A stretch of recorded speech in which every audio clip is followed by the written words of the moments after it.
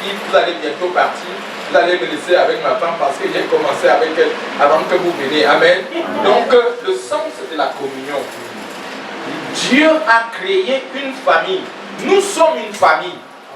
L'église de Christ, c'est pourquoi nous appelons frères et sœurs. Amen. Amen. Tu es mon frère, tu es ma sœur. Au-delà de pasteur, révérend, apôtre, prophète, évêque, nous sommes des frères, nous sommes des sœurs. Je suis ton frère, Julien. Je suis ton frère. Ok? Et tu es ma sœur. Souvent, j'appelle ma première fille la sœur Flora. Elle dit, mais tu es ma sœur. Dieu est ton père. Elle dit oui. Mais Dieu est aussi mon père. Et donc, ça veut dire que nous avons un Amen. Amen. Alléluia. C'est ça. Nous devons nous aimer et nous devons nous mettre ensemble. C'est ça la vision de Dieu. Et le monde saura, comme il a dit, en restant unis, le monde verra que nous sommes un. Et alors, ils vont croire. C'est ça le sens de la communion fraternelle. La communion fraternelle est importante, c'est le socle même du christianisme.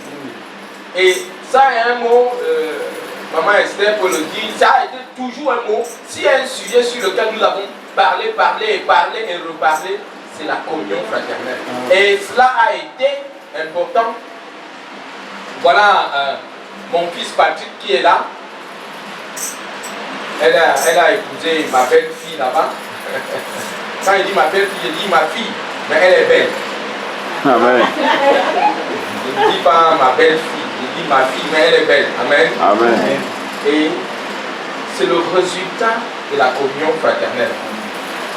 Amen. Amen. Et quand nous nous mettons ensemble, il y a du profit. La Bible dit, c'est un texte que j'aime citer, le psaume 133, qu'il est bien et qu'il est doux pour les frères de demeurer unis ensemble. C'est comme l'huile qui est versée sur la tête d'Aaron, qui descend sur sa barbe, sur le pan de ses vêtements. C'est comme la rosée de l'Hermon.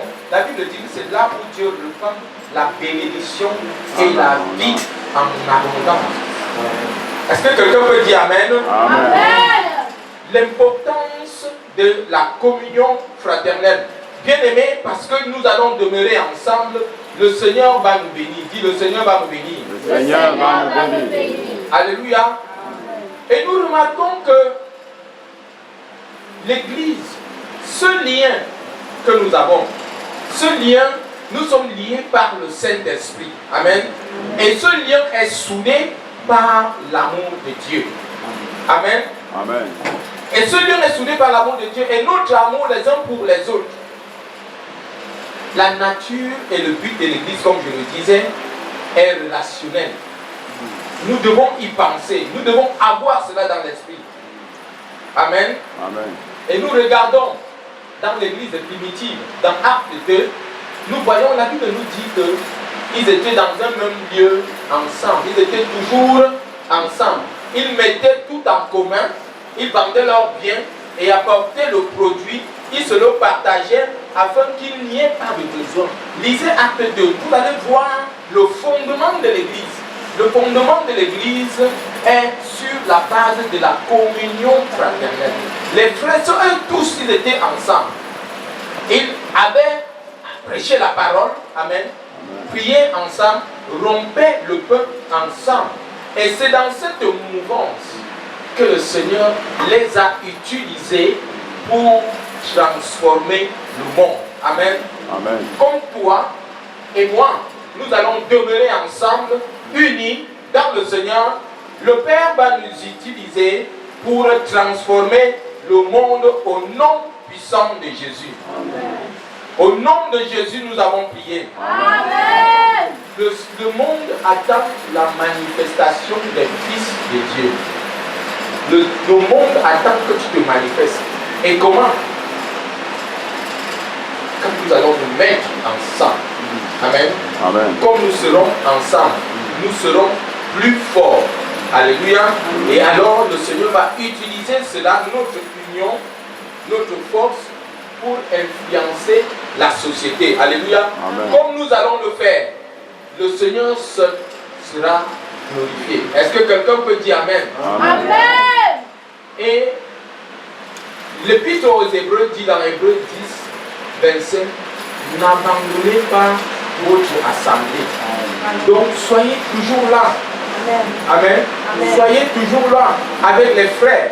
Amen. Afin qu'ensemble, le Seigneur puisse nous utiliser pour accomplir le plan qu'il a pour ce monde. Sans toi, le besoin qu'il a besoin de toi. Nous sommes des canaux de bénédiction. Quand il a appelé Abraham, Abraham était un canal. Il a dit, je vais te bénir et je ferai de toi une source de bénédiction. Et toi, tu seras une source de bénédiction au nom puissant de Jésus. Amen. Amen. Je suis ce que je suis aujourd'hui à cause de mes frères. Quand j'ai cru mes frères en Christ, quand j'ai cru ma maison, tout était ouvert aux frères. Et ensemble, on a avancé. J'ai donné l'exemple l'autre jour du bois. J'ai pris cette image de Billy Graham dans son livre La paix avec Dieu.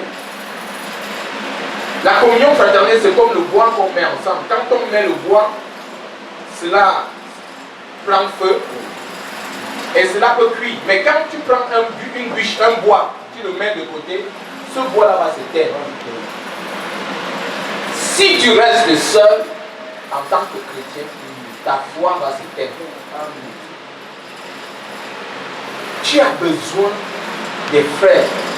Tu as besoin de l'encouragement des frères. Tu as besoin d'être au milieu des frères, de partager la parole avec les frères, de prier avec les frères. Et quand nous nous mettons pour prier, nous voyons comment la puissance de Dieu se manifeste pour la libération. Amen. Amen. La sœur Charlotte a donné ce témoignage. Et dans la Bible, il y a beaucoup d'autres témoignages.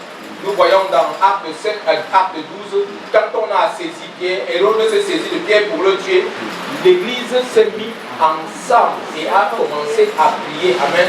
Et l'ange de l'Éternel s'est mobilisé pour aller délivrer le frère Pierre. Amen. Parce que toi et moi, nous allons nous mettre ensemble pour partager la parole, pour communier, pour prier. Nous allons voir la manifestation de la puissance de Dieu qui va guérir, qui va délivrer et qui va sauver les âmes qui sont perdues en enfer au nom puissant de Jésus. Amen. Est-ce que quelqu'un peut dire Amen? Lève-toi avec moi et commence à bénir le nom de notre Dieu. Seigneur, nous te disons merci. Nous te disons merci. Nous bénissons.